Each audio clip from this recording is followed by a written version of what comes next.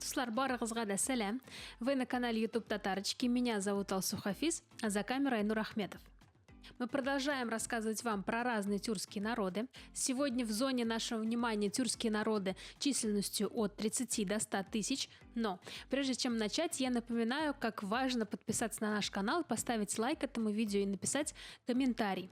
Так этот ролик будет чаще показываться другим пользователям YouTube, и больше людей узнает про нас, про тюркские народы. Сегодня, когда я буду рассказывать вам про разные народы, буду Айнуру предлагать понять какие-то фразы на их языке. Предлагаю вам тоже в этом поучаствовать. После того, как я произнесу фразу, попробуйте поставить это видео на паузу и написать в комментарии перевод того, что я скажу. Если вы хотите поддержать наш канал и помочь нам делать видео качественнее и выпускать их оперативнее, то вы можете подписаться на наш закрытый телеграм-канал для патронов. Стоит это всего лишь 3 евро в месяц. Сделать это очень просто через телеграм-бот, и оплатить эту сумму можно с любой карты мира. А еще проще сделать обычный донат. Перейти в телеграм-канал YouTube Татарочки Новости, нажать кнопку «Пожертвовать» и выбрать любую комфортную для вас сумму. Те, кто подписан на наш закрытый телеграм-канал для патронов, могут участвовать в создании контента для этого канала, советовать нам клипы, новости, фильмы для обсуждения, для того, чтобы мы потом снимали реакции на разные эти видеоролики. Поэтому присоединяйтесь, будем делать много хорошего, качественного тюркского контента для YouTube. Итак, поехали. Сегодня первый народ, о котором мы поговорим, это хакасы. По последним данным, около 75 тысяч человек. Проживают они в республике Хакасия на территории Российской Федерации. Также есть представители в Красноярске, в республике Тыва и в Китае. К хакасам по культуре и по языку ближе всего такие народы, как телеуты, чулымцы, теленгиты и шорцы. В XIX веке многие из них были обращены в православие, ну а сейчас они исповедуют шаманизм и тенгринианство. Язык этого народа относится к хакасско-алтайской группе, и существует несколько диалектов, на котором разговаривают представители этого народа, но литературный язык полностью не повторяет ни один из них. Для хакасского языка, как и для многих тюркских языков, характерно ударение на последнем слоге. Также в языке присутствует заимствование из монгольского языка, из русского и совсем немного арабизмов. Ну, что и понятно, поскольку представители этого народа не исповедовали ислам никогда. Развитие языка прошло так же, как и у многих тюркских народов, которые мы здесь обсуждали. Сначала была письменность на кириллице, потом латиница, и снова вернулась в кириллическое написание. Язык изучают в школах с приставкой, естественно, родной язык. Существуют учебники с 1 по 9 класс. В республике Хакасия предоставляют единовременные выплаты родителям первоклассников, владеющих хакасским языком, в размере 15 тысяч рублей. Нужно пройти соответствующий конкурс, чтобы получить эту выплату, и в прошлом году победителем стали 100 первоклассников. Я на самом деле давно уже высказываю эту идею, что нужно за знание языка иногда доплачивать, и для некоторых это станет хорошей такой мотивацией для изучения родного языка. Айнур, сейчас я тебе скажу фразу, точнее одно слово на алтайском языке, и проверим, сможешь ли ты понять, о чем я говорю. Давай, Алсу, попробуем. Итак, слушай внимательно. Хайдангзан. Койдасин. Да, откуда ты родом? Кайдансин. И вот еще одна фраза. Пупистин инкищик тумабыс Аня. Помедленнее? Еще раз скажи, да, помедленнее. Пупистин инкищик тумабыс Аня. Бупаси, что-то там. Yok, пистин. Безнің. Инкищик. Маленький, да? Да, иң маленький, самый маленький. Тумабыс Аня. Тумабыс, кто-то Аня, видимо. Балабыс? Туганыбыс. Туганыбыс, ага. Вот в тюркских языках есть часто такой момент, что вот если на слух сразу непонятно, то есть, например, в тексте посмотреть бы, я думаю, было бы гораздо понятнее. Да, конечно. Вот я смотрю текст, и мне все понятно. Откуда же появилось название народа? Хакасов в Российской империи называли минусинскими татарами или ачинскими татарами. Но между собой представители этого народа называют себя по названиям племен. сагайцы, качинцы, койбалы и кызылцы. Известных представителей хакасского народа, наверное, мы так сразу не назовем, но опять-таки я возвращаюсь к теме театра, что я часто делаю в этих роликах, поскольку у тюрков, у некоторых тюркских народов театр очень развит. Так вот, у хакасов есть театр Читиген, есть достаточно известная в республике молодежная организация под названием Асхар. Ну а теперь черед поговорить о современном положении народа. Хакасы живут в республике Хакасия на территории России. Это их историческая территория. На ней найдено огромное количество археологических памятников. И свои следы здесь оставили и хунны, и уйгуры, и кыргызы, и джунгары. Что еще интересно про Хакасию можно рассказать? Здесь огромное количество солнечных дней, и их даже больше, чем в Сочи. Возможно, кто-то помнит новости про Саяно-Шушенскую ГЭС. Несколько лет назад там была огромная авария, которая причинила огромный вред и электрическому хозяйству страны, и экологии в том числе. Саяно-Шушенская ГЭС находится на территории республики Хакасия. У республики Хакасия есть своя конституция. Вот я процитирую небольшой кусочек из этого документа.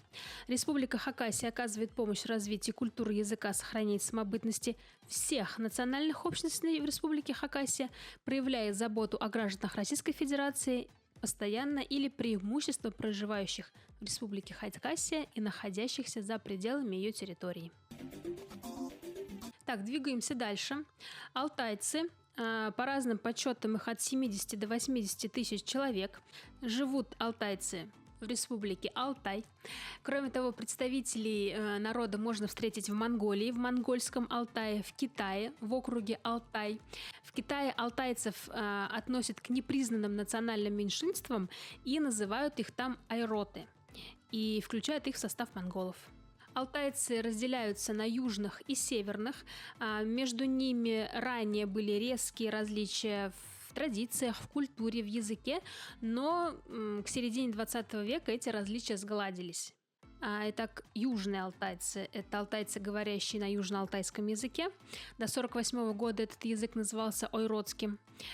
Проживают в бассейне река Катунь и возле ее притоков. Среди южных алтайцев выделяются телеуты, они проживают в Кемеровской области, и теленгиты, которые проживают рядом с Телецким озером. По переписи 2002 года телеуты и теленгиты учитывались как отдельные народы. Среди северных алтайцев выделяется тубалар, который проживает на левобережье реки Бии и на северо-западном побережье Телецкого озера, кумандинцы и челканцы. В советское время все эти этногруппы считались субэтносами алтайцев, но начиная с 2000 года в нормативных документах и в переписях кумандинцы и телеуты учитываются как отдельные народы. Нельзя не упомянуть о понятии сюик, которое достаточно широко распространено у алтайцев. Это можно заменить таким более понятным всем словом род. То есть сюик – это такая группа людей, которые осознают общность своего происхождения по мужской линии. Знание своего сюика или знание своего рода очень важно для алтайцев, и этим знанием обладает около 72% всех представителей этого народа. Итак, какую веру исповедуют представители алтайцев? Это бурханизм. Это вера, появившаяся из синтеза шаманизма, православия и буддизма и других традиционных обычаев, которые распространены были на этой территории. Откуда же произошло название народа? Наверное, от места, на котором они проживают – Алтай. Теорий происхождения много. Возможно, изначально это было монгольское название, означавшее «золотая гора». Или еще один вариант, что название народа происходит от тюркского Алатау, то есть пестрая гора. То есть народ проживал на такой местности, где есть и цветущие луга, и черные россыпи камней, и снежные шапки гор. Литературный алтайский язык сформировался на основе южно-алтайского языка в двух вариантах – алтайском и телеутском. Для северных алтайцев разрабатывается тубаларский литературный язык. Как я уже говорила, до 1948 года алтайский язык назывался ойротским. Письменность прошла такую же трансформацию с кириллицы на латиницу и снова на кириллицу. В университетах готовят педагогов алтайского языка, значит, им есть где работать. Для тех, кому интересно, может скачать мобильное приложение, которое позволяет установить раскладку, соответствующую для алтайского языка, на свой телефон. Айнур, сейчас я тебе скажу самую легкую фразу на алтайском языке, которую может произнести любой тюрк. Давай. Мен сени сүйіп тұрым. Минсине сүйеп тұрам. Ну, да, тұрам сүйіп. Да, я тебя люблю, мен сені сүйіп тұрам. А вот еще одна фраза. Менин ажанар күйөнем келет. Минем ажанар, минем ошарға келе. Да, минем ошисым келе. Часть ученых считает Алтай прародиной тюркской языковой семьи, однако к единому мнению происхождения и классификации тюркских языков исследователи до сих пор не пришли. Известных представителей алтайского народа тоже, к сожалению, мы назвать вам не сможем, но у нас с Айнуром есть знакомые среди алтайцев. Мы с ними познакомились на форуме тюркской молодежи, который ранее проходил в Татарстане, и про который мы, по-моему, упоминаем в каждом нашем выпуске про тюркские народы. Современное положение народа. Алтайцы проживают на территории республики Алтай. Не надо путать республику Алтай с Алтайским краем. Здесь, на территории республики, в местах компактного проживания носителей казахского языка, казахский язык имеет статус официального. На территории огромное количество археологических памятников. Сейчас развивается туризм, туда можно приехать отдохнуть, посмотреть на шикарную природу. Возможно, некоторые из нас знают республику Алтай по Чуйскому тракту. Итак, двигаемся дальше. Следующий наш народ проживает на территории Туркмении и в Иране. Их около 40 тысяч и называют их халаджи. По разным версиям, представителей этого народа на самом деле больше, чем 40 тысяч, но однако они сейчас уже очень сильно ассимилировали и говорят на фарси и прочих языках тех народов, рядом с которыми они проживают.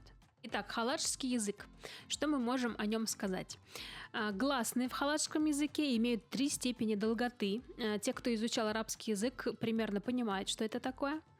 Базовая лексика халаджского языка тюркская, однако многие слова заимствованы из персидского языка или из соседних тюркских языков, например, из азербайджанского. В халаджском языке много персидских заимствований. Вот, Айнур, я сейчас тебе попробую сказать фразу, а ты попробуй ее, как всегда, перевести на русский, ну или на татарский, как тебе удобно. Давай. Эй, баба, мен киши сүйürüm. Эй, баба. Вот баба это либо папа, либо дед. Папа. Мен киши сүйürüm. Сүйürüm. Ну вот это вообще, на самом деле, если бы я не знал какой-то язык, я подумал бы, что турецкий какой-то. Потому что у них много вот этих сүйürüm. Ну, я сдаюсь сразу. Ну, наверное, мне проще рассуждать, потому что я сразу знаю перевод на русский, и мне кажется, что все понятно. В общем, это переводится как «О, отец, я хочу жену». Ну, то есть он кого-то любит, видимо, и хочет на ней жениться. Ну, прикольно, да, классно. Впервые название этого народа зафиксировано в письменных источниках VI века нашей эры. Известно, что представители этого народа изначально проживали в Средней Азии и более восточных районах. Откуда появилось название халадж или калаш? Во время существования сельджукской державы название калаш прилагалось к деклассированным элементам. То есть толковые словари средних веков слово «калаш» объясняют как «оставшийся без средств, беспомощный человек». Возможно, что этот термин прилагался к низшим слоям обедневших скотоводов. К сожалению, представителей этого народа мы назвать вам не сможем. Ну и о современном положении дел у этого народа тоже подробно ничего рассказать не сможем, кроме того, что проживают они на территории Ирана и Туркменистана. Ну и закончим наш сегодняшний выпуск рассказом о народе Эйну. Это субэтническая группа уйгуров, возможно, даже отдельный этнос, который проживает в Китае, на территории Синьцзянь-Уйгурского автономного района, и по разным подсчетам их либо 30, либо 100 тысяч. Как всегда, на территории Китая все очень туманно и ничего не понятно. Большинство представителей этого народа говорит по-уйгурски, какое-то количество говорит по-китайски, но в некоторых источниках указывается, что представители этого народа в быту продолжают использовать язык эйну или эйнинский язык. Откуда появилось название народа, тоже до конца не ясно. Уйгуры и другие соседние народы, рядом с которыми проживают эйну, называют их абдали. Но этот термин не сильно нравится самим эйну. В конце 19-го, начале 20 века этот народ стал оседлым, стал заниматься растениеводством, земледелием и осел в некоторых оазисах восточного Туркестана. Некоторые даже занимались ковроткачеством. Но и наряду с этими профессиями в среде этого народа процветало профессиональное нищенство. Представители народа живут замкнуто, никого чужих в свой микромир не пускают, и это достаточно характерно для исмаилитов и шиитов, которые живут в окружении суннитского мира. Китайское законодательство относит народ эйну к уйгурам, однако сами эйну активно дистанцируются от уйгуров. Ну и поскольку они сами намеренно изолируются и дистанцируются от местного населения, нередко эйну считаются презираемой кастой. К основным занятиям этого народа относят пашенное земледелие, скотоводство, ремесла, пение, исполнение музыки. Как я уже говорила, распространено попрошайничество, ну а некоторые городские эйну занимаются торговлей лекарственных трав. Дуслар, спасибо, что досмотрели этот ролик до конца. Сегодня мы с вами поговорили о 4 тюркских этносах. Ролики про другие народы есть на нашем канале. Обязательно переходите, смотрите. Дуслар, зур рахмет, Кораганагыз үшін. Эти подкасты мы еще будем снимать. У нас еще осталось очень много малочисленных тюркских народов. И до конца этого года выпустим, надеюсь, выпуск. И в течение следующего года тоже будем выпускать. Потому что как раз-таки о больших народах все знают, а вот о маленьких тюркских народах знает очень мало людей. Мы хотели бы это исправить. Ставьте свои лайки, подписывайтесь на канал. Нам чуть-чуть совсем осталось до 30 тысяч. Очень хочется достичь этой цифры в этом году. Не забывайте про поддержку нашего канала. Это очень просто сделать. Все мы написали в описании под этим роликом. Спасибо, что интересуетесь историей и культурой тюркских народов. Всем мира, здоровья. Пока-пока.